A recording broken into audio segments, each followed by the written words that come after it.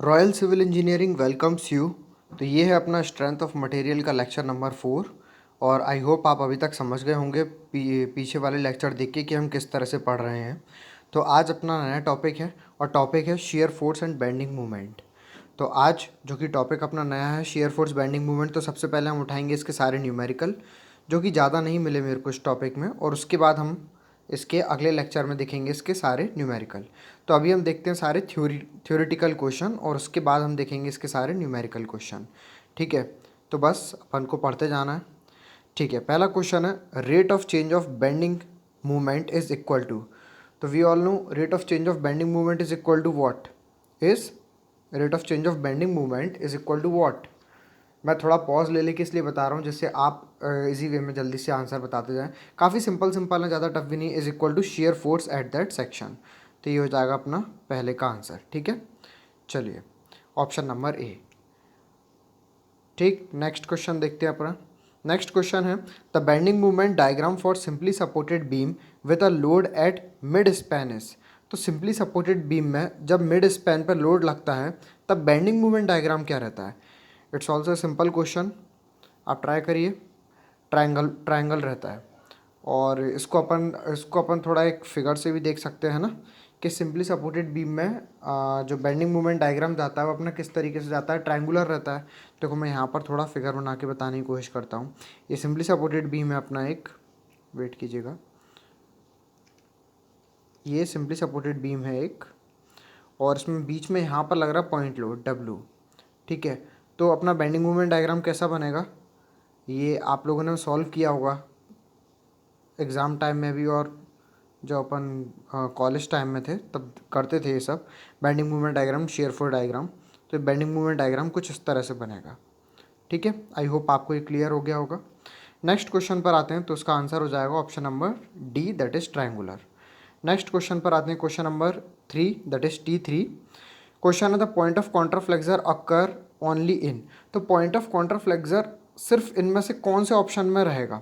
Point of कॉन्ट्राफ्लेक्सर जो हम पढ़ते हैं वो कौन से बीम में अकर होगा।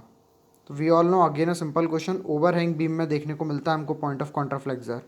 ठीक है, तो मैंने डायरेक्ट ऑप्शन लिखा, option number C. Next question पर आ रहे हैं।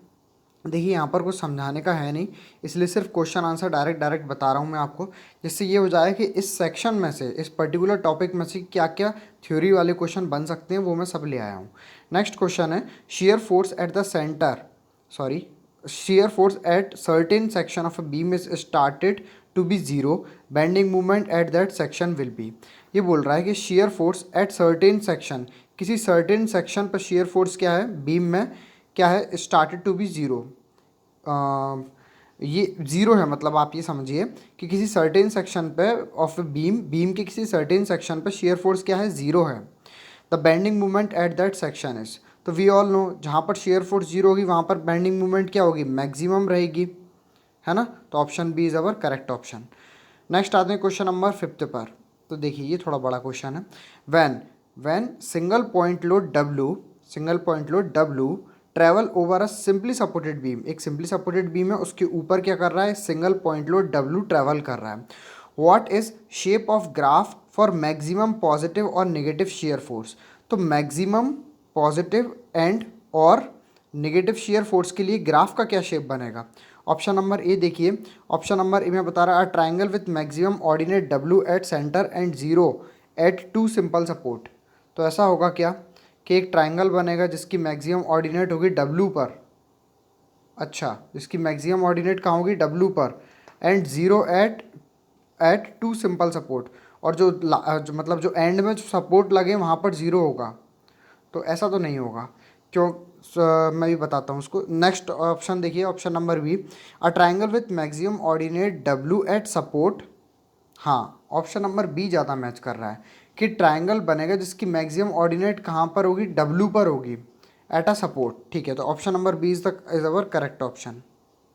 अब देखिए इसको थोड़ा सा एक्सप्लेनेशन में मैंने लिखा हुआ है तो आप समझ जाएंगे, तो वेट कीजिए। Option number B is our correct option, that is B. पहले आप क्वेश्चन समझ गए अच्छे से। क्वेश्चन ये है अपने पास कि एक सिंगल पॉइंट लोड लग रहा है डब्ल्यू, कहाँ पर लग रहा है, सिंपली सपोर्टेड बीम पर लग रहा है। ठीक है, अब हमसे पूछ क्या रहा है वो, what is shape of graph for maximum positive and negative shear force में पूछ रहा है वो, कि शेयर फोर्स में मैक्सिमम पॉजिटिव और नेगेटिव शेयर फोर्स जो ग्राफ में कैसे बनेगा, मतलब किस तरह का शेप बनेगा।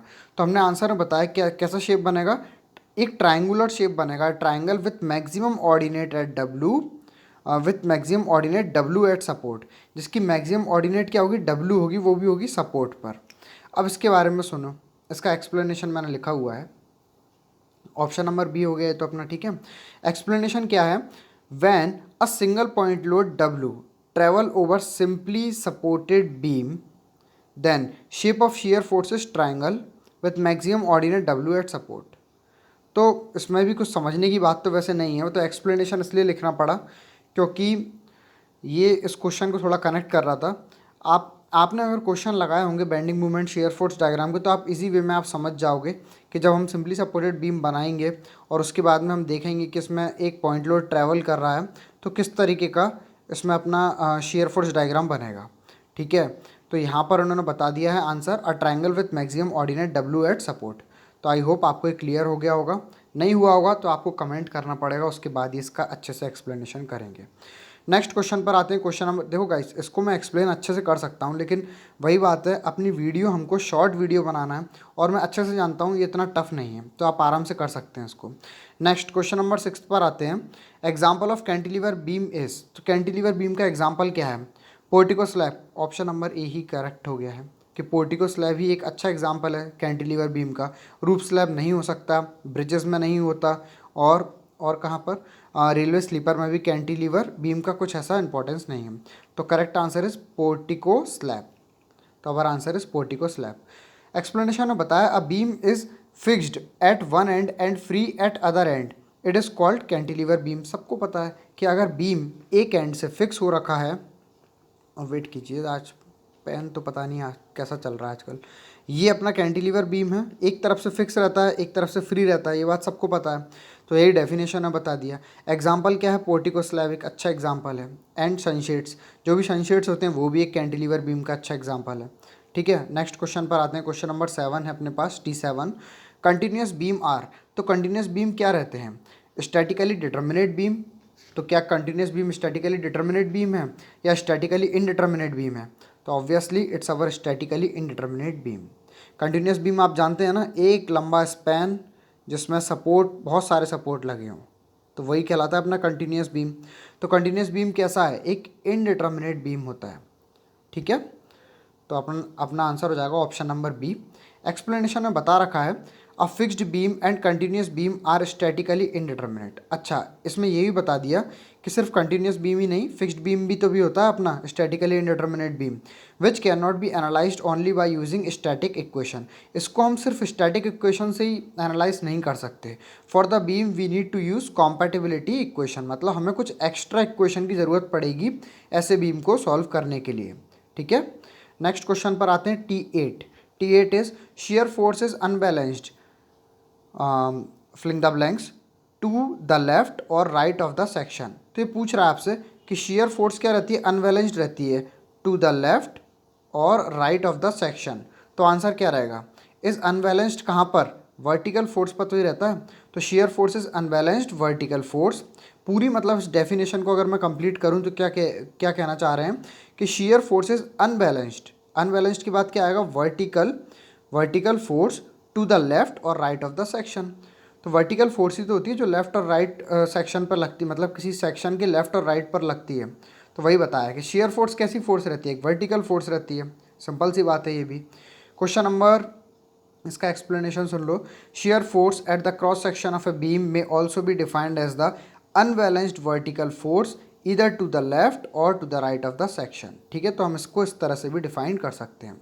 हम सब जानते हैं कि shear force वर्टिकल लगती है और मूवमेंट हॉरिजॉन्टल भी लगता है, ठीक है। तो shear force तो वर्टिकल लगती है, बस यही बात हमसे पूछ रहे थे, ठीक है। अब आते हैं T9 पर। T9 है हमारा, for simply supported beam the movement at the support is always. तो सपोर्ट पर मूवमेंट क्या रहेगा, सिंपली सपोर्टेड बीम में सपोर्ट पर मूवमेंट क्या रहता है, हमेशा जीरो रहता है, वी ऑल नो, ठीक है। तो एक्सप्लेनेशन में बता रखा है, the flexural movement at the support is zero because there is no distance at that section. At the section. कोई डिस्टेंस नहीं होता ना वहाँ पर, तो ज़ीरो हो जाता है सपोर्ट पे। ठीक है, मैं आपको बना के बताता हूँ। ये है अपना एक बीम, सिंपली सपोर्टेड बीम। ठीक है, थोड़ा रफ डायग्राम ही बना रहा हूँ, आप इसको समझ जाइए। तो उसके सपोर्ट पे तो शियर फोर्स ज़ीरो हो जाएगा ना, यही तो पूछ रहा था आपसे क्वेश्चन में कि सॉरी सपोर्ट पे मूवमेंट तो ज़ीरो हो जाएगा ना। ये जो मूवमेंट रहता है, हम कितने सारे हमने क्वेश्चन सॉल्व किए हैं, इंजीनियरिंग मैकेनिक्स से शुरू हो जाता है बीम वगैरह। तो बीम में हम करते नहीं थे कि summation of A is equal to zero, मतलब मूवमेंट का summation of M A is equal to zero, ऐसे करके लिखते थे ना। तो बस वही बात है। आई होप आपको ये सब क्लियर हो रहा होगा। काफ़ी सिंपल है थ्योरी पोर्शन तो इस वाले टॉपिक का। तो आगे बढ़ते हैं अपन, नेक्स्ट क्वेश्चन पर देखते हैं। T10 है the point of contraflexure is a point where. तो पॉइंट ऑफ कॉन्ट्राफ्लेक्सर क्या रहता है, बच्चे को पता है।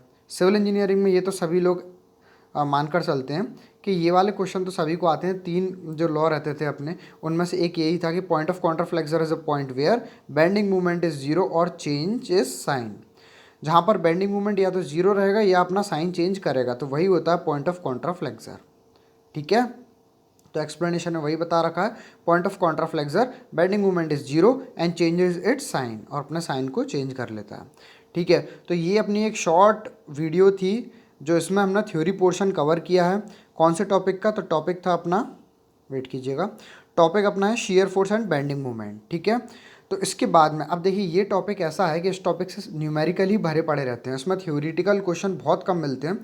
फिर भी मैंने कोशिश किया जो भी थ्योरी वाले क्वेश्चन मिले वो मैंने यहाँ पर बता दिए हैं आपको। काफ़ी कम क्वेश्चन थे जैसा कि आपने भी देखा ही होगा, और सिंपल क्वेश्चन थे, कम क्वेश्चन थे। फिर भी इसमें कुछ डाउट हो तो आप ज़रूर कमेंट कीजिए। जैसे मैंने बीच में ये वाला क्वेश्चन छोड़ा है, तो अगर आपको उसमें डाउट हो तो आप कमेंट कीजिए, मैं काफ़ी अच्छे से इसको समझा सकता हूँ। तो यहाँ पर बस अपने 10 ही क्वेश्चन हैं, लेकिन इसके बाद जो वीडियो आने वाली है उसमें काफ़ी क्वेश्चन होंगे, करीब 12-13 क्वेश्चन होंगे, अच्छे क्वेश्चन होंगे और सारे न्यूमेरिकल क्वेश्चन होंगे, सेम टॉपिक से ही होंगे। तो अगर आपको ये वीडियो अच्छी लग रही है, ये आपको पूरे सेशन अच्छे लग रहे हैं, तो आप इस चैनल को सब्सक्राइब कीजिए, वीडियो को लाइक कीजिए। Thank you guys.